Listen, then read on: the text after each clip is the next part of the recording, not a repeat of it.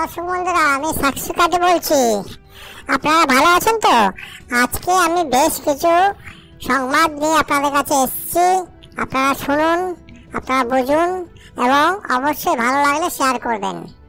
প্রথম আমি যেটা লক্ষ্য রাখবো বা বলবো, আমার যে অবজারভেশন বা আমার যে তদন্ত রিপোর্ট সেটাতে বলছে সন্দেশখালী।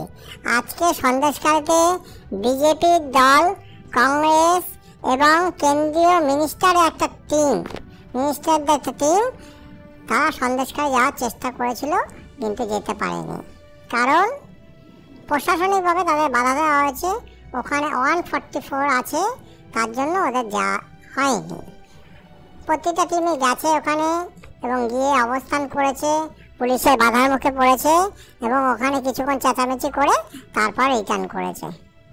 তাহলে আজকে কে কে গেল? কংগ্রেস থেকে গেল, অদিত চৌধুরীর নেতৃত্বে বিজেপি থেকে গেল এবং কেন্দ্রীয় মন্ত্রিসভার একটা টিম, যেটা স্পেশাল অবজারভেশন টিম সেটা এসেছিল, সেটাও সন্দেশখালীতে ঢুকতে পারলো না। তাহলে এই হচ্ছে প্রথম আমাদের রিপোর্ট। সেকেন্ড রিপোর্ট সেটা হচ্ছে কৃষক আন্দোলন। যেটা কৃষকরা দিল্লিতে যাওয়ার জন্য সারা দেশের কৃষকদের বিভিন্ন সংগঠন একটা আন্দোলন করছে, বিভিন্ন দাবি দেওয়া নিয়ে দিল্লি চলো প্রোগ্রামের মাধ্যমে। তাতে বিভিন্ন বর্ডার লাইনগুলোতে, দিল্লির যে বর্ডার লাইনগুলো আছে হরিয়ানা, উত্তরপ্রদেশ, এবং সেখানে প্রতিটা জায়গায় আজকে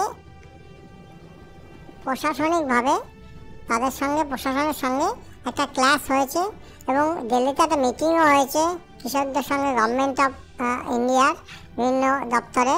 তাতে সলিউশন কিছু না বেরোলো, একটা পজিটিভ একটা বার্তা এসছে।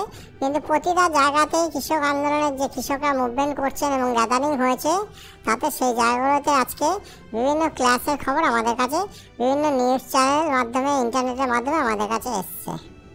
কৃষকদের আন্দোলন একটা বড় ব্যাপার এবং তারা অনেক দাবি দেওয়া আছে, তাদের অনেক সমস্যা আছে।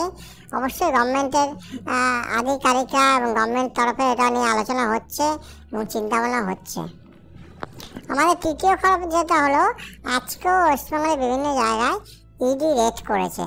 ইডির টিম বিভিন্ন দুর্নীতির খোঁজে রেড করছে এবং এই রেডটা চলছে এবং আমাদের কাছে যা খবর, ভবিষ্যতে রেডটা চলবে।